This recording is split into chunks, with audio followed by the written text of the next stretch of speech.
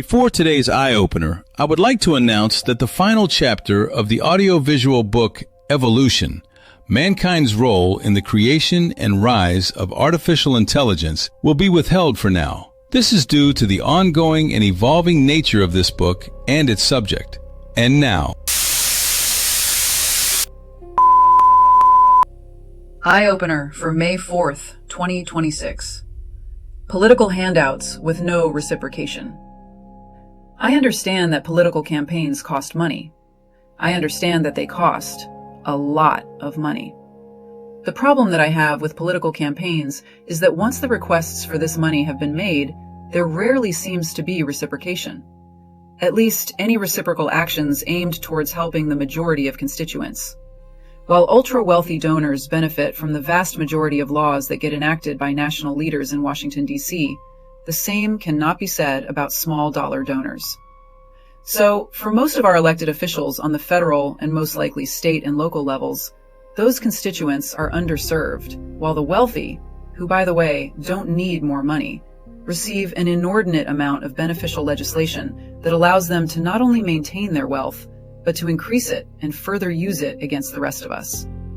This is why I hate when politicians, whether they be Republicans or Democrats, beg for donations.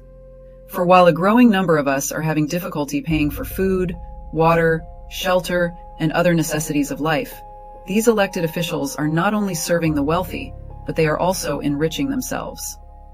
In this regard, it seems that one important thing that the voting public should take note of is the following.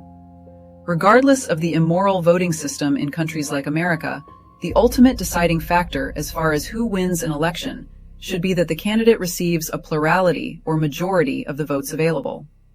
No matter how much money Supreme Court decisions like Citizens United allow to be surreptitiously donated to a campaign, the outcome should still be one in which the majority of voters benefit. And while I understand that voters are bombarded with propaganda and falsehoods pushed forth by nearly limitless funding sources, the electorate still has the opportunity to educate themselves on the policies and promises versus the actions and laws passed by those they've elected to office. In other words, people can research a politician's campaign promises and then compare those promises to the actual policies and laws written, supported, or passed by their politician of choice. Then it is a simple matter of comparing those things to what their elected official has actually done while in office. And on a broader scale, the voters can simply look at the world in which they live and compare that to the things that their elected officials say and do. If there is a divergence between said candidate or elected official's rhetoric and reality, that candidate or elected official should not win re-election. This should be the obvious strategy, but given the fact that some of our national leaders have been in office decade after decade after decade, it feels as if far too many people are asleep at the wheel. Especially in light of the fact that the United States of America seems to have been in decline ever since the 1980s. And I don't think I'm being hyperbolic when I make this claim. And one final note. If the American voter were truly awake, they would realize that third-party candidates have for years and years had a better shot at getting elected than either a Democratic or Republican candidate. This is simply true because over 40% of voters in America identify as independent. This percentage beats the 20+% who identify as Democratic, as well as the 20+% of voters who identify as Republican. Yet the narrative in America is, and has been for years, that a third-party candidate could never win. I don't know about what they call new math, but the math I study dictates that 40+% beats 20+% every time. And guess what? None of this requires that you donate money that you cannot spare.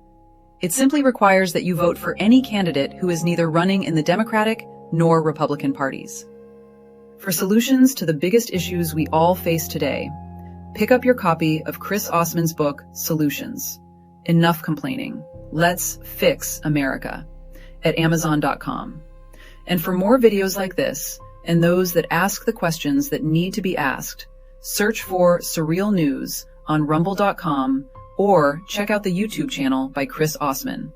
Just search CHRIS space OSSMAN with the term Daily Eye Openers and find out why there are more and more conspiracies and fewer conspiracy theories in the world today. And while you're there, please like the videos and subscribe to the YouTube channel. so Chris can continue posting these truths.